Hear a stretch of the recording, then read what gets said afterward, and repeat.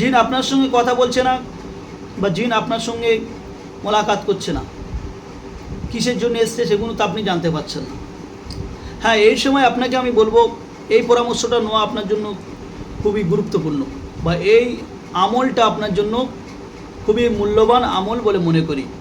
আসসালামু আলাইকুম ওয়া রাহমাতুল্লাহি ওয়া বারাকাতুহু। সম্মানীয় নাজরিন, আশা করি আপনারা ভালো আছেন। আমি আল্লাহ পাকের অশেষ রহমত ও মেহেরবানিতে আলহামদুলিল্লাহ খুবই ভালো আছি। আজকের আমরা রুহানিয়াত জগতের যে খুবই একটি গুরুত্বপূর্ণ ভিডিও বানাতে চলেছি। এই ভিডিওটি এতটাই গুরুত্বপূর্ণ হবে, বা এই ভিডিওর ভিতরে এমন কিছু কৌশল দেওয়া আছে সেগুলো খুবই মূল্যবান বলে মনে করি। অনেক সময় কোনো রোগীর ভিতরে জিন আচর করে এবং রোগীটাকে বিরক্ত করতে থাকে। এই সময় আপনার কি করতে হবে? অনেক সময় কোনো রোগীর ভিতরে, কোনো মানুষের ভিতরে জিনটা এসে থাকতে চায় না, আসে আবার চলে যায়, আসে আবার চলে যায়। এই সময় রোগীর চোখের সামনে কিভাবে জিন হাজির করবে, জিনটাকে কিভাবে আপনি রোগীর চোখের সামনে হাজির করবেন, সেই পদ্ধতির কিছু কথা আজকের বলে দেব। এবং আপনি বুঝতে পারেন না যে রোগীটার ভিতরে কি রোগ রয়েছে, রোগীটার আসলে কি কোনো জাদু টোনা বান মারা হয়েছে, নাকি রোগীটাকে কোনো জিন পেঁচনির আক্রান্ত রয়েছে। এটাকে জানার জন্য জিন হাজির করার কয়েকটি কৌশল রয়েছে। তার মধ্যে উন্নত মানের কৌশল এটি একটা। পরীক্ষিত আমল, আমাদের ওস্তাদেরাই এগুলো পরীক্ষিত করেছেন, বা এগুলো পরীক্ষিত আমল ওস্তাদেরা এগুলো অবশ্যই আমাদের কাছে দিয়েছেন, আর আমরা আপনাদের কাছ থেকে দেওয়ার চেষ্টা করছি। আপনারাও চেষ্টা করবেন কোনো না কোনো মুমিনের শেফার জন্য এই সমস্ত ভিডিওগুলো বেশি বেশি করে শেয়ার করার জন্য। দেখুন, এখানে যখন আপনি কোনো ব্যক্তির উপরে এমন হালাত হয়ে থাকে যে ব্যক্তিটি তার সব সময় মন মেজাজ খারাপ, আর ব্যক্তিটি উপরে মাঝে মাঝে জিনের আচর করছে, জিন আপনার সঙ্গে কথা বলছে না বা জিন আপনার সঙ্গে মোলাকাত করছে না, কিসের জন্য এসছে সেগুলো তো আপনি জানতে পারছেন না। হ্যাঁ, এই সময় আপনাকে আমি বলবো এই পরামর্শটা নেওয়া আপনার জন্য খুবই গুরুত্বপূর্ণ, বা এই আমলটা আপনার জন্য খুবই মূল্যবান আমল বলে মনে করি। যখন কোনো রোগীর উপরে জিনকে তার চোখের সামনে আনবেন, বা তার সঙ্গে আপনি কথা বলার চেষ্টা করবেন, কেমন করে চেষ্টা করবেন বা কেমন করে কথা বলবেন, এগুলো আপনার জানার খুবই প্রয়োজন। তো যখন কোনো ব্যক্তির উপরে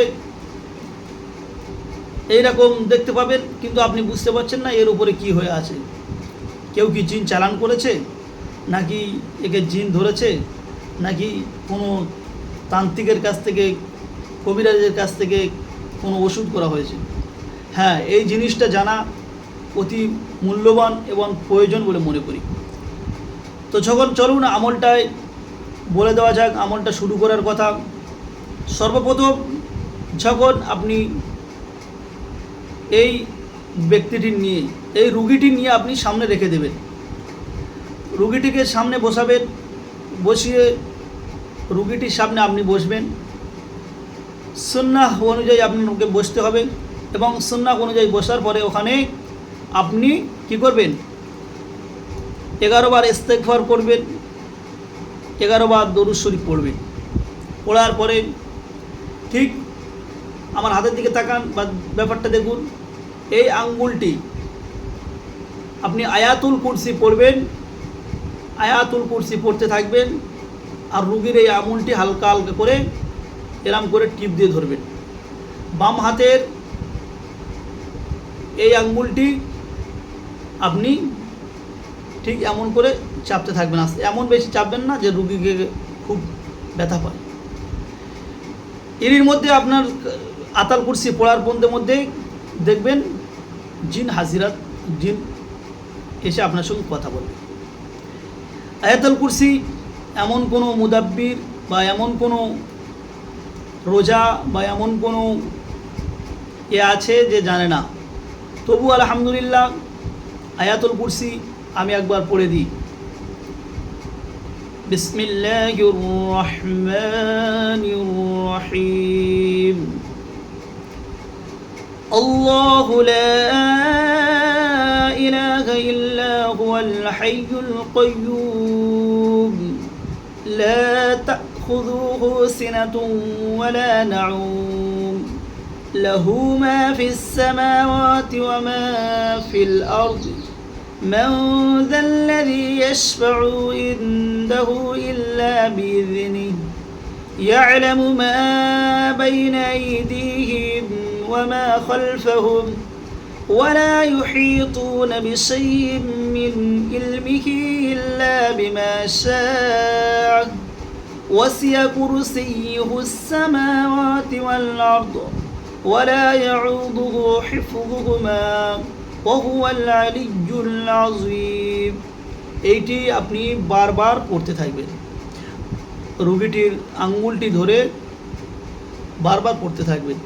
কিছুক্ষণের মধ্যে দেখবেন জিন হাজির হয়ে যাবে। যদি ওই ব্যক্তিটি জিনের রোগী না হয়, যদি কোনো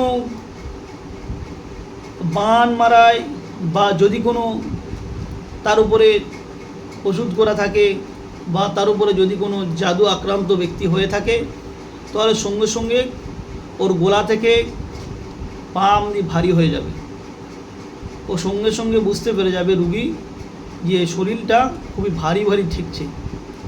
তখন আপনাকে বুঝে নিতে হবে যে এই ব্যক্তিটার উপরে কেউ জাদু করা হয়েছে, কি ব্ল্যাক ম্যাজিক করা হয়েছে, বা এর উপরে কোনো একটা খারাপ কিছু করা হয়েছে।